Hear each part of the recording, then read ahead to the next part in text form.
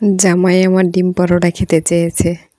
তো ডিম পরোটাটা কিভাবে বানাবো অল্প সময়ের মধ্যে, আর এই অল্প সময়ের মধ্যে যেন আমি খুব তাড়াতাড়ি ডিম পরোটা রেডি করতে পারি, সেজন্য এখানে ময়দা নিয়ে নিলাম আর একটু লবণ আর 2 চামচ তেল নিয়ে নিলাম।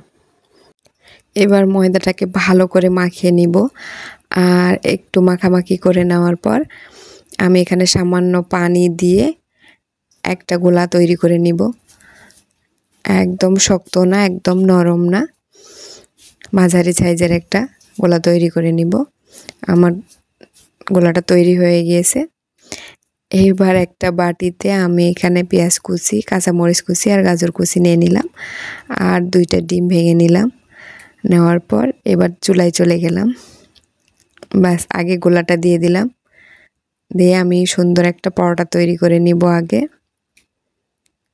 এবার নাড়াচাড়া করে পরোটাকে উল্টিয়ে পাল্টিয়ে সুন্দরভাবে ভেজে নিলাম। ব্যাস, আমার পরোটা রেডি। এবার আমি ডিমটা তাওয়ায় দিয়ে দিলাম। এবার ডিমের উপর পরোটা বসিয়ে দিলাম। ব্যাস, আমার 5 মিনিটে ডিম পরোটা রেডি। এবার আমিও খুশি, জামাইও খুশি, কোনো বেলাবেলি ছাড়াই আমার ডিম পরোটা রেডি। সুন্দর একটা আইডিয়া দিলাম। কেমন হলো বন্ধুরা, কমেন্টে জানাবেন।